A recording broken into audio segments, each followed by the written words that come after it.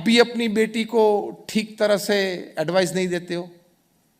जब वो ससुराल जाती है तब बोलते हो कि बेटा कोई भी प्रॉब्लम हो ना फोन कर देना, चिंता मत करना। आप हंसे मतलब सही बात है ना।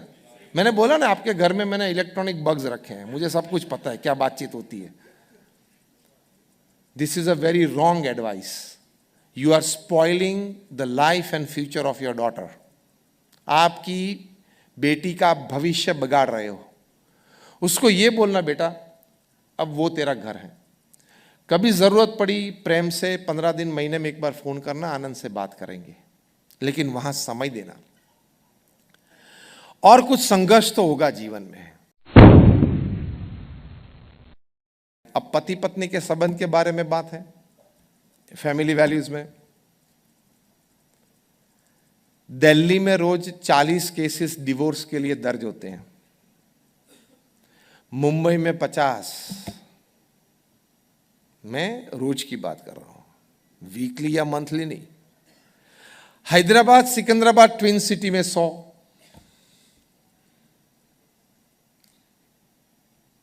टॉलरेंस नहीं है, एक्सेप्टेंस नहीं है, एडजस्टमेंट नहीं है और कॉम्प्रोमाइज नहीं है, जिसको हम टेक फॉर्मूला बोलते हैं। Tolerance, acceptance, adjustment and compromise, वो तो करना पड़ेगा। Made for each other couple होते हैं, marriage are made in heaven but lived on earth. हम बोलते हैं कि marriages are made in heaven, लेकिन they are lived on earth. पांव यहां रखते हैं जमीन पे। तो made for each other couple होते हैं, उसमें भी 70-30 का रेशियो होता है। 70% सब गुड़ी गुड़ी चलता है, 30% तो कॉम्प्रोमाइज करना ही पड़ेगा। और आश्चर्य की बात तो यह है कि जो मुंबई में 50 केस डिवोर्स के लिए रोज दर्ज होते हैं, वहां बांद्रा में फैमिली कोर्ट में, उनमें से 5% केस 60 साल की उम्र या 60 से ऊपर की उम्र हो, वे लोग दर्ज करते हैं। अरे भाई 25 साल की उम्र में शादी हुई थी, अब 60 हुए, 35 साल चल गए, अब 10 की बात है, संभाल ले। 70-80 में तो किसी एक का तो पूरा हो जाएगा, 2 में से। अब बात है 10 की, तो संभाल ले, चला ले। और इससे भी बड़ी आश्चर्य की बात, जो 60 साल के होते हैं, 60 साल के ऊपर के होते हैं, वो जो डिवोर्स के लिए केस दर्ज करवाते हैं, उसमें जो प्रथम 10 कारण है डिवोर्स के, उसमें से एक कारण ये है फैन की स्पीड। बेडरूम में फैन की स्पीड, वो one of the top 10 reasons of divorce. 60 साल की ऊपर वाले में। मुझे 5 पे ठीक लगता है, तो स्पाउस बोलेगा या बोलेगी मुझे तो 2 पे चाहिए। अरे भाई 2 पे चाहिए तो बेड के नीचे चला जाए, चली जाओ, व्हाटएवर। या और एक ब्लैंकेट अपने पे डाल दे। दूसरा बड़ा कारण पता है, divorce at the age of 60 और 60+ का प्रथम 10 में से एक दूसरा कारण, my husband has lost the sense of dressing good. पति देव में से पति बन गए, और फिर पति 60 साल की उम्र में पत्नी को पता चलता है कि मेरे हस्बैंड को अच्छी ड्रेसिंग सेंस नहीं है। वो 60 और 60 ऊपर के वाले कपड़े पहन लेते हैं ना दिन में, वो भी बड़ी बात होती है। तो फिर ड्रेसिंग सेंस की कहां बड़ी बात आ जाती है। अब जो ड्रेसिंग सेंस था वो 60 तक ठीक है, 55 तक ठीक है, 50 तक ठीक है, फिर तो अंडरस्टैंडिंग से जीते हैं। फिर लुक्स की कहां बात आती है? 50, 55, 60 के बाद लुक्स की बात आती है क्या? फिर एक दूसरे को समझ लिया, एक दूसरे के सहारे बन गए पति पत्नी, एक दूसरे की अच्छी बड़ी कंपनी बन गई, एक दूसरे को समझ लिया, एक दूसरे के सपोर्ट बन गए। सपोर्ट, कंपनी, टुगेदरनेस की एक स्ट्रेंथ, वो बड़ी बात होती है ना 55-60 में। लुक्स की कोई बात ही नहीं होती, फिर भी केस दर्ज होते हैं और डिवोर्स होते हैं।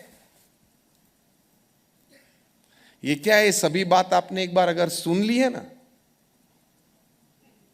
काम में आएगी।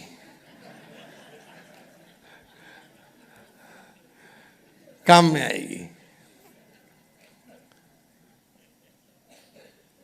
तो ये रिश्तेदारी में ये प्रश्न है।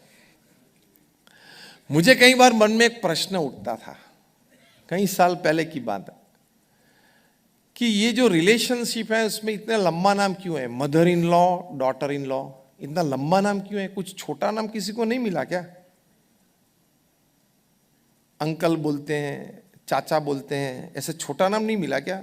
Mother dash in dash law, daughter dash in dash law. फिर लंबे समय तक सोचा, फिर पता चला कि ये रिश्तेदारी नेचुरली लॉ की तरफ जाती है, इसलिए इन लॉ। फिर सोचा मदर बनती है मदर इन लॉ, फादर बनते हैं फादर इन लॉ, सन बनता है सन इन लॉ, डॉटर बनती है डॉटर इन लॉ। कभी वाइफ इन लॉ नहीं बनती। क्यों? She is the law.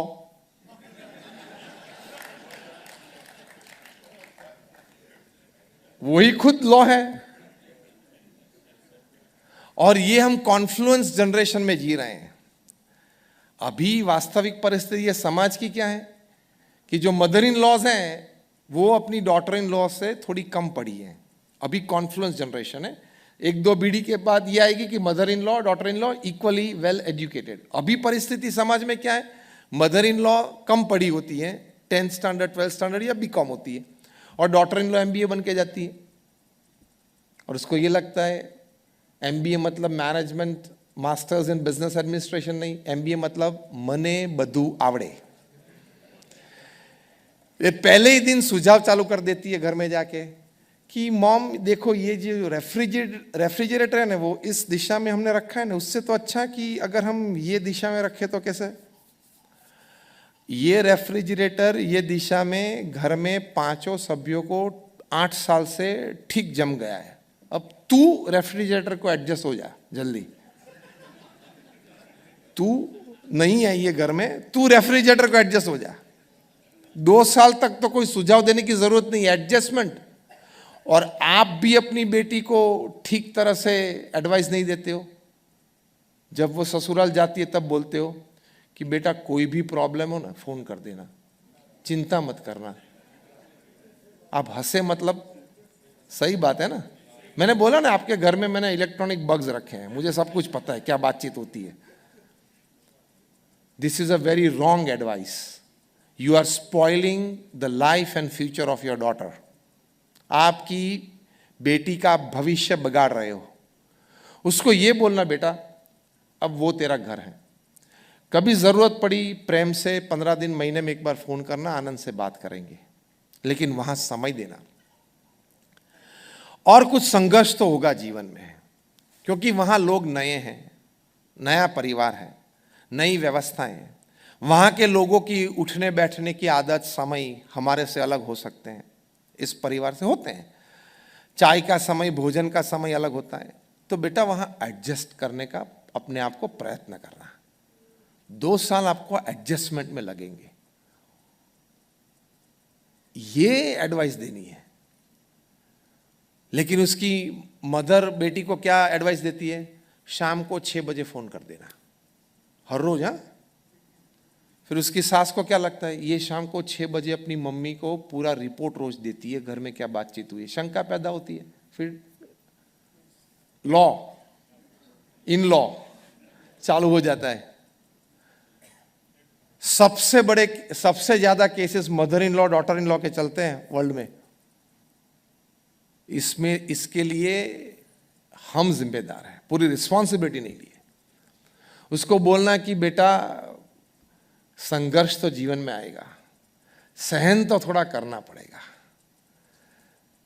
तेरे लिए यहां अपने बाप के घर में फूल के बिछाने थे, वे शायद वहां नहीं मिलेंगे। परिस्थितियां ऐसी रहेगी, शायद तेरी सास या ससुर अपमान भी करेंगे, तो बेटा उस वक्त बोलना नहीं, बड़ों का मान रखना।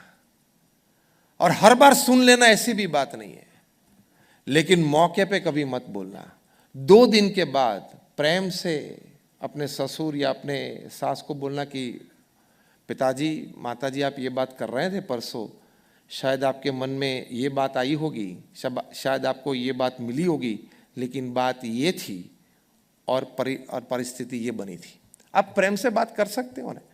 तो सास और ससुर को भी ये लगता है कि बेटी खानदान परिवार से आई है, उसको माता पिता ने कुछ संस्कार दिए हैं। ये तो MBA हुई इसलिए सास के सामने सीधे बोलने लगती है। No, that no is a total nonsense. जीवन बिगड़ेगा। तो ये पति पत्नी के संबंध के लिए भी बहुत आवश्यक है।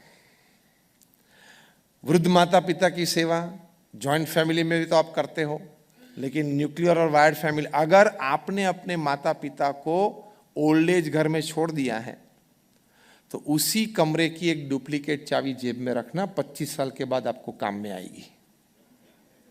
क्योंकि आपके बच्चों ने सीख लिया कि ठीक,